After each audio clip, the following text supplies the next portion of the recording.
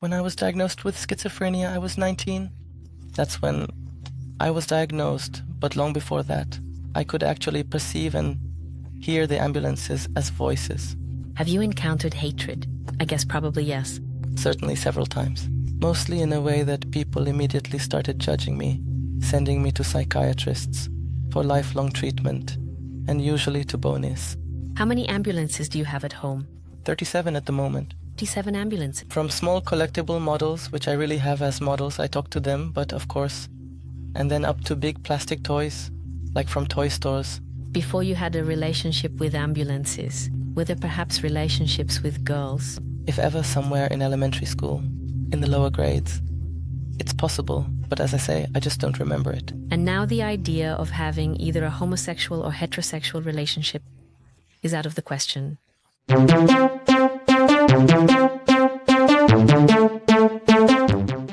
Hello, I'm Lenka Zaitsova, and welcome to another episode of the Priority Podcast. Hello. Hello. So at the beginning of our conversation, when we started communicating, you asked me whether I would address you by your real name or a human name. Could you please explain that to us? So the human name is actually Dominik Vatal, and my real name, who I truly feel I am, is a Mercedes ambulance because I have objectophilia and I feel like a vehicle, specifically an ambulance. You set me up perfectly, thank you for that. And now I will read the definition of objectophilia, yes?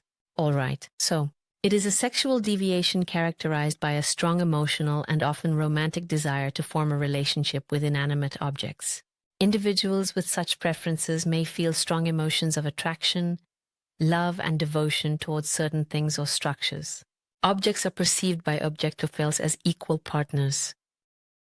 Does that agree? That's right indeed. Do you have a relationship? I do. Can you describe it to us? The relationship is actually, in fact, with multiple ambulances. So it's not a monogamous relationship? No, indeed, it's a polygamous relationship. All right. Actually, I have small models at home up to large regular plastic toys, but I also visit ambulances at their dispatch bases, because when they have those dispatch bases set up in such a way that they are usually accessible by a public walkway, I'm glad for that. However, some rescue services have them behind a fence where I can't go, so that's how it is. But you have a slightly different relationship with them than, for example, when I volunteer at a hospital and the ambulances are always lined up there. And yes, we look at them, the children always see a certain charm and excitement in them, but you have a slightly different relationship with them. As I mentioned a moment ago, you are equal partners with them.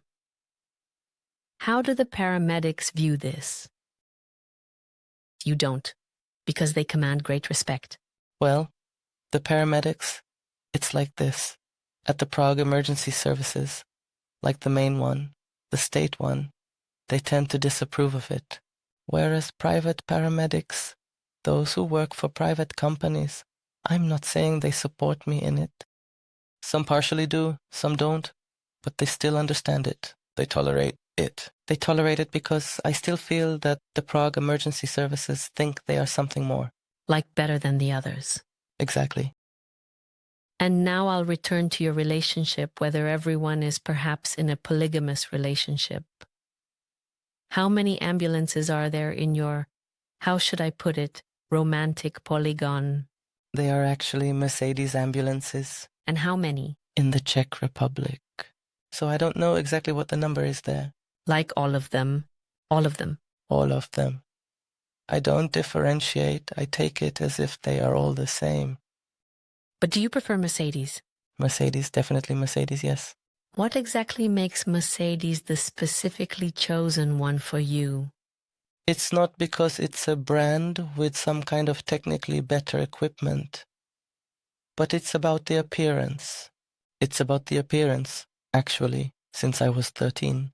When I started getting interested in cars, I was more interested in their appearance than their technical aspects. But at that time, they weren't just ambulances, right? No, not at that time. When I was 13, it started in general that I began looking at cars, and then over the next 2 years, I focused maybe just on those Mercedes, but like on all cars. And over the following years, it was probably just ambulances, yes. And that's how it gradually developed towards Mercedes ambulances. You realized that you have a closer relationship with Mercedes, that it's a romantic relationship. It started back then when they began to excite me, and that was at the age of 16. Between the ages of 15 and 16, they also started to excite me sexually. I liked them and I could simply get aroused by them. Like just when they drove by? Exactly.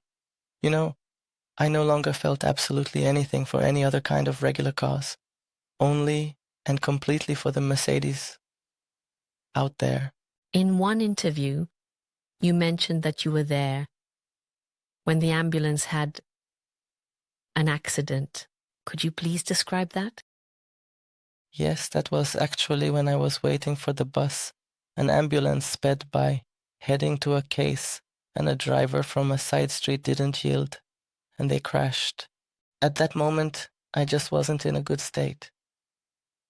Did you have a mental breakdown? I had a mental breakdown, but not to the point of losing consciousness. I was aware, but I just wasn't able to do anything at that moment, which I later regretted. Were you there alone? No. There were people around. People? There were people around. It was clear that something was up. Everyone thought it was because of something like whether something was wrong with those people or something like that. But it was due to something completely different. And then came the next diagnosis. Was it schizophrenia? Schizophrenia. How old were you at that age? When I was diagnosed with schizophrenia, I was 19. I was diagnosed then, but long before that, I was already able to perceive and hear the ambulances as voices.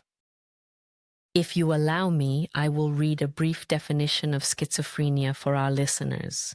The causes of schizophrenia are not entirely clear, but it is definitely a disorder of perceptual selectivity. The human brain is constantly exposed to an enormous amount of stimuli and thus selects which ones it will perceive.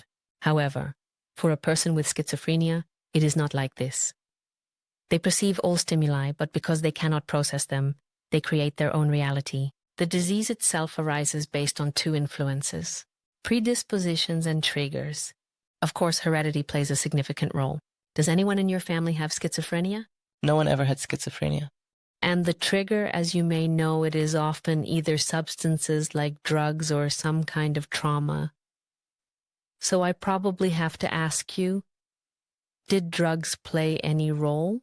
No. So it was probably the trauma you experienced earlier? It's possible, but I don't know from what. I thought perhaps maybe the ambulance you saw during the collision. I had already started noticing them before that. Before that? They were already talking to you before? Before that, yes. Do the Mercedes ambulances have a different voice? They have more of a female voice, like women, in their tone, manner of speaking, and pitch. What do they say to you? We chat about various things, just like with friends or people, depending on the topic that comes up. And it depends on what we're talking about, whether it's about work or free time. It really depends on the topic and the circumstances. And the character, for example, would you describe the character of Mercedes ambulances as different from other ambulances, as being more sophisticated? But I don't want to lead you on. Definitely. It's that they are kinder, they don't wish anything bad on anyone, and if something bad does happen, they simply don't mock it. They are so nice, kind, and would give of themselves. And the other ambulances sometimes? No. I have outright hatred. Really? Then primarily Volkswagens and Opels. I don't like them at all. And it started there because of the schizophrenia. Unfortunately, I also began to perceive them as alive, but just in a bad way, on the wrong side. How do you feel about other cars? I'm not saying I don't like them. I'm interested in them, but more technically than aesthetically. It's not a relationship? No, definitely not. Do they also talk to you? No, only the ambulances. All right. Of course. When they told you that you have schizophrenia, how did you react? Because that's terrifying. especially at 19 years old? I was absolutely shocked for a moment, but deep down, I actually really knew it was possible because they had told me in advance what schizophrenia is to me, how it manifests, and I knew it was related to the ambulances, so I suspected it wouldn't be something unfamiliar. And do you think that if you didn't have the diagnosis of schizophrenia, you would still be a Mercedes ambulance? Do you think it's connected? That's quite a surprising question. I think so. I think so. In one interview, you mentioned that your dream is to ride in an ambulance. What happened? It already happened. And even several times, like... Tell us about it. The first time was actually with a private service where the press spokesperson contacted me. I don't want to mention it, so you don't have any problems, even though the management knew, and their director knew as well, so they contacted me. They found a driver who would take me in the car. They themselves said, as a stranger, they simply didn't know what to expect. They really didn't know what to expect, even though they knew the sentiment I have towards it. There was a bit of fear on their part. There were concerns that I might do something during the ride, like attack them or something like that. But that didn't happen. And they gave me a ride. And after another private service found out, they already knew that my dream had come true. But they saw that what they partially expected wouldn't happen. Then another rescue service contacted me, and they asked if I would like to ride with them again after some time. And I said sure. That's great. Where did you go? It was outside of Prague. The first time was outside of Prague, and the second time it was in Prague. Nice. Before you had a relationship with ambulances, were there any relationships with girls? Because you mentioned that your parents in the past suspected that objectophilia was a way to mask your homosexuality. Is that so? I don't know about that. I don't know about that. I am sure that, for example, sexually or anything like that, no. But whether at some point in elementary school, in the lower grades, we might have touched each other on intimate parts with boys or girls, it's possible, but as I said, I simply don't remember it. And now the idea that you would have either a homosexual or heterosexual relationship is out of the question. All right.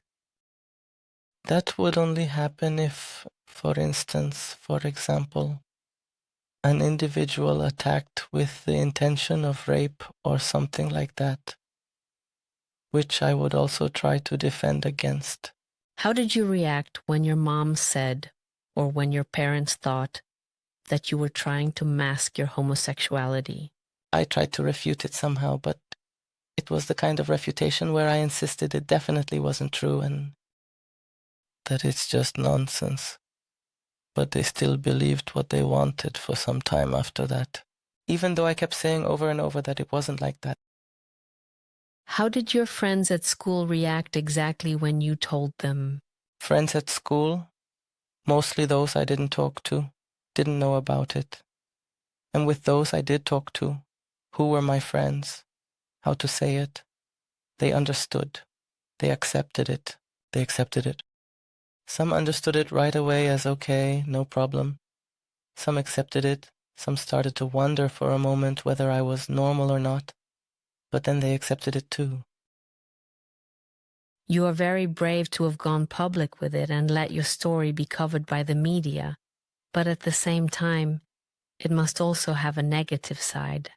Have you encountered any hate? I guess probably yes. Definitely. Definitely several times. How did it manifest? Mostly in a way that people immediately started to judge me, sending me to psychiatrists for lifelong treatment, and usually to bonis. They attacked me saying I'm not normal and that I'm crazy. And they just kept on repeatedly saying I'm not normal and that I'm crazy, over and over again, and such verbal jabs. But not physically? No, not physically. Were you taking any medication? I was indeed, and that was also the reason why we certainly had disagreements in our relationship. Because unfortunately, they were pills for impotence, which was what I was in fact, being treated for in Bonis. I was there for less than a month. How was it? Quite unpleasant. Being isolated from the world and not having what you love with you is extremely exhausting. And also, since they didn't let us out for walks until after some time, it was such that, especially when taking those pills, you didn't feel like doing anything, and most people didn't cooperate because they simply couldn't perceive reality through those pills and had no way to find it out. Yeah, which I think they really exploit a lot in that hospital. How do you think they exploit that? It's a very interesting topic. How do you think the treatment centers exploit it? In my opinion, they have some work set up for which they get paid. And when I was there, it seemed to me that they just make money off those people. They have the job, and that's why they exploit it, by fooling them like this, so that... Less work. Well, or maybe also so that, as they say, the sick people don't return to the normal world, because they might start doing what they were doing before they were taken there. Walk around the premises. Only around the premises. And then 3 days before discharge, even outside the premises. And there you were taking medication? I was taking them there. And then you stopped taking them, right? Then I continued taking them for a little while at home because I was seeing a psychiatrist.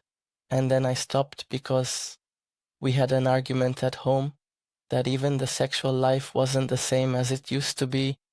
So I stopped because of that, because love had more weight there. Do you think you needed those medications? I don't think so, because nothing changed anyway. Nothing changed at all, neither with the stay nor with the pills. All right, you've just set me up perfectly for the next question, which is actually a query. I posted on social media that we would be doing an interview today, and I received a lot of questions. Of course, the most frequent question was, and I know, and Sanitko, that you must have answered this 1,000,000 times already, so I apologize. But how does the sexual act between you and your partner or partners take place? It's like this. As I mentioned in other interviews, the ambulance has a lot of openings, but the main ones are actually the front, like the car's bumper, and in the undercarriage there's a lot there too. And in the end, the exhaust one, because it's, how to say, probably the dirtiest part. It's actually something like, I don't know how to say it. I apologize. Uncomfortable, it's just completely dirty. But it's something like anal, if I say so, it's okay. And that makes you... So it seems to you like anal intercourse from behind, and so that excites you the least. In quotes. Yes, exactly. So it excites you the least because it reminds you of anal intercourse. And what excites you the most? Probably the car's bumper the most. The bumper? That's a big adrenaline rush, isn't it? Actually, not really. It doesn't seem like it anymore. It doesn't look like it to you. At first I was scared. I was afraid. It wasn't quite right. Have you ever been caught doing it? I have, several times. And what was the reaction? Mostly, I would say, I just left from there after a discussion. But then the police were also called, and I had to go for questioning several times because of it. Which, the questioning didn't even seem strange to me, because the entire emergency services, not just the paramedics, but also the police and firefighters, know me by name. They know me by my real name. They already know you. They know you. But do they treat you well? Yes. Not everyone. But some are exactly those haters we talked about. What do they say to you, for example? The haters? Yes. It's like I mentioned, that I should get treated, be locked up in Bochnis for the rest of my life. Several times he even said that I should just kill myself rather than live here among normal people. That I have no place here. That I'm ruining them. How do you react to that? Do you respond to them, or do you just let it go? Does it leave you indifferent now, or does it still hurt you sometimes? I'm the kind of person who, thanks to my previous and current work, What do you do? Sorry, I don't know. now I work at a gas station doing the night shift. So sometimes an ambulance comes by, right? Or where do they refuel? Yes, they come there. Specifically, 2 paramedics come to us, and they're all right.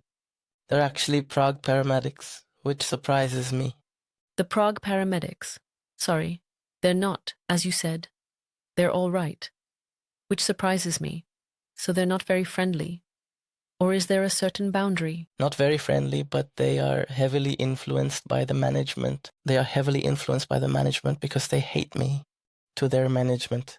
When I worked at another station before, it was the same company, but in a different location, there were paramedics who mostly didn't talk to me and were even more aggressive. But now, where I work, they're all right. You mentioned that you don't live where you currently live? Now I'm staying with my grandmother. And why? Because I've been taking care of her for a long time. After my great-grandmother, her mother, passed away, things went downhill mentally.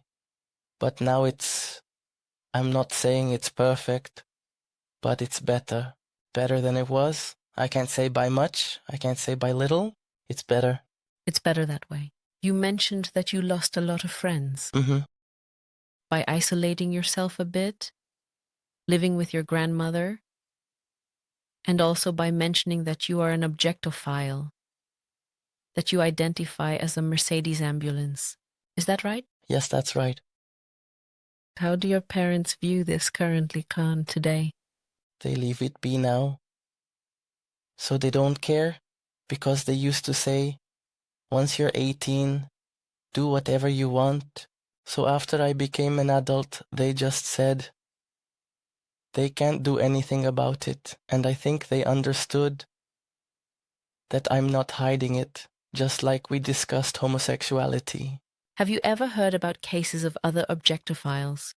Mostly, as you might expect, it's from abroad, in general. Yes. But from the internet, I know a guy who lives right here in Prague. I have never heard anything more about him than from the internet. I see. And he has a romantic relationship with what? Also with cars. Also with cars? But for him, it doesn't matter the brand. It doesn't matter what function the car has. But it must be red. I see. It must be red, yes. I would have to have red cars. I commend that, I understand. Those were beautiful cars. That's the nice thing. How do you perceive it when there are cases from abroad? And people, of course, there was a very popular, highly publicized story of a lady who fell in love with a chandelier. And before that, she loved a completely different object. Yes. You heard that too, right? Yes. How do you view that? Do you understand it, or is it something completely incomprehensible to you? I completely understand it. That the objects are entirely different. I think there was freedom before. And the airplane, actually, the train station, from what I've heard, I completely understand it, because not everyone actually likes just a boy, a girl, and so on. Someone might as well like a tree, a building, why not? So I wanted to imagine that maybe in a few years, when we sit down again, when we meet again, you'll have a completely different relationship with a completely different object. No. No. I can't. Are you staying faithful to your ambulances? Even before reaching full adulthood. And since then, it has held us together, and we only argued because of those medications. Otherwise, no. Otherwise, we live a happy life. When you don't argue, there are no conflicts? No, not at all. Not at all. That's a harmonious relationship. We generally speaking agree or find some middle ground, some compromise in our discussions. You're not jealous of each other. It's not a monogamous relationship. No, we're not jealous. You have a completely ideal relationship. Calm, content. How many ambulances do you have at home? 37 at the moment, from small collectible models, which I really have as models. I talk to them, but of course, and then up to big plastic toys, like from toy stores. Which one is your absolute favorite? Do you have a favorite, can you say? No, I don't. No, I don't have a favorite. I don't. They're all equal. Nice. That's really nice. And you mentioned that you don't have any mental issues or any anxieties associated with schizophrenia. So you basically just have the definition, the diagnosis, and you've accepted it? Accepted. And you don't take any medication at the moment? Not anymore. Were you perhaps forced to take the medication? I was actually forced in the hospital, and then because I didn't feel anything afterwards, I took them. But over time, I started to feel that there were some problems with my sexual life. And overall, I don't know, I perceive reality as it is. How did your psychiatrist react when you told him you were going to stop taking the medication? And I didn't tell him, then I stopped going to him as well. So he didn't have to be confronted with it? No. All right. And you stopped taking them completely on your own without any issues, because often you're not supposed to. Or they tell us that we're not supposed to do that. Or I would just throw them away, so that if there was an inspection, it would be clear that they weren't in the pack. How did the inspection come? They can conduct inspections at the time when you're supposed to take your medication, or they check the packs directly. Like, to see if there are as many missing pieces as you were supposed to take. And did staying in those places give you anything? Maybe just the experience that they transport some people there without any reason. Perhaps. Without reason, because neither the medication nor the hospitalization solves anything. Some people, I'm not saying everyone, there were cases of murderers and such, suicides. There are a lot of suicides. Yes.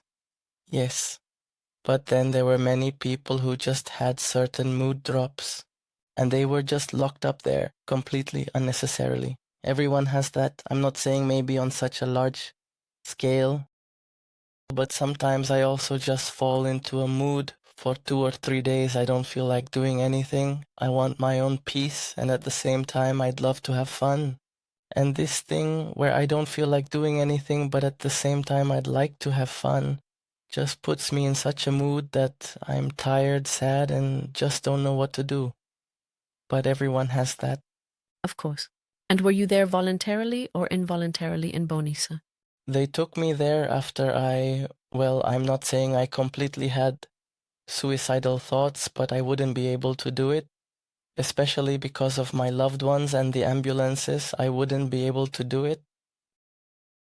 And when was that? Was it after you had that collision? Yes, it was right after I had that collision, and people knew what I was like.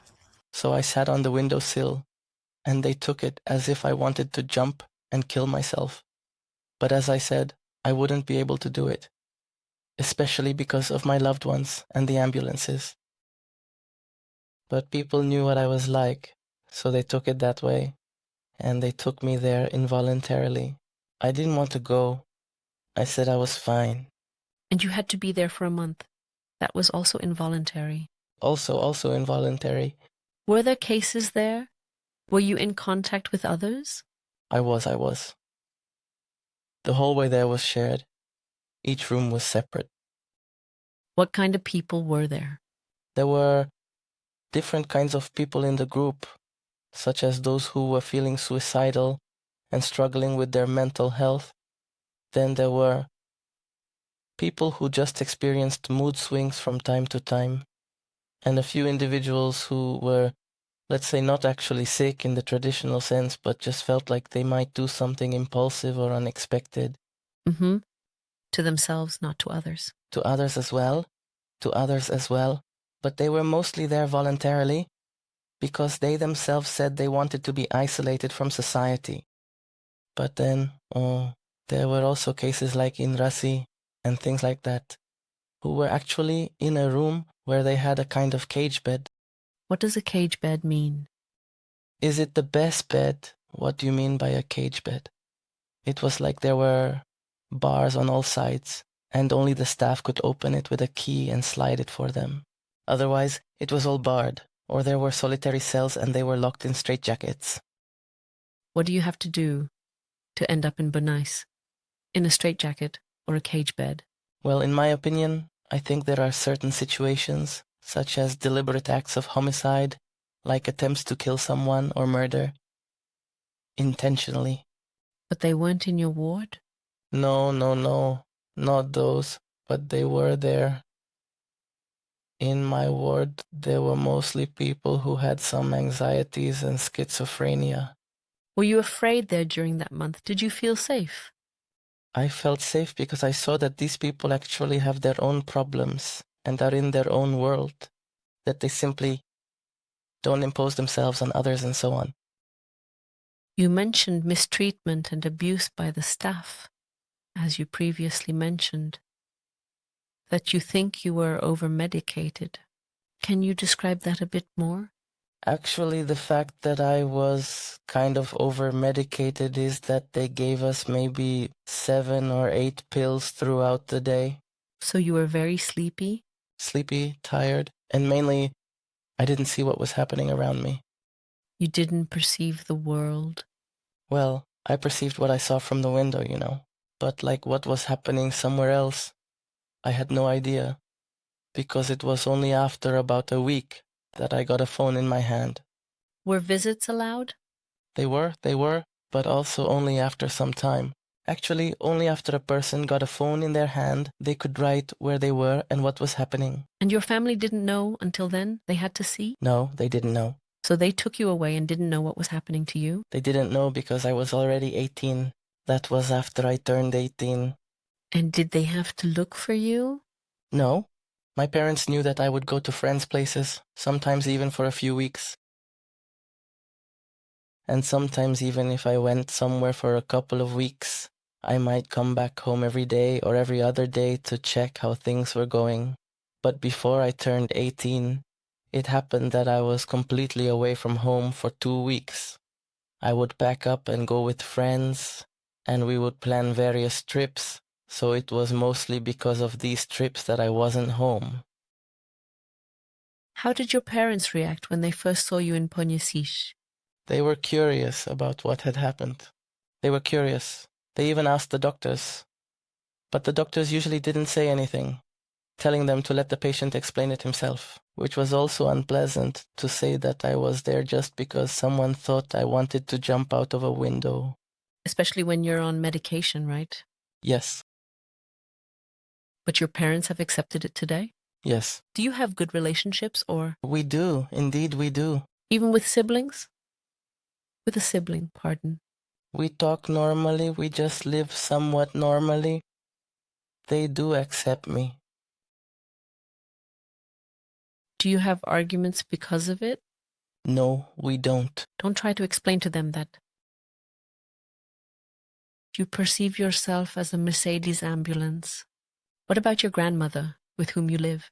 How do you view it? She is from a completely different generation after all. Well, for my grandmother, it's all the same now. For my grandmother, it's all the same. She claims it's not normal, but she doesn't really try to argue against it or anything. All right. I think you're doing well. We are, literally. I'm glad to hear that. Thank you very much for today's interview. Thank you too. You were great, and I look forward to next time. Thank you. Likewise.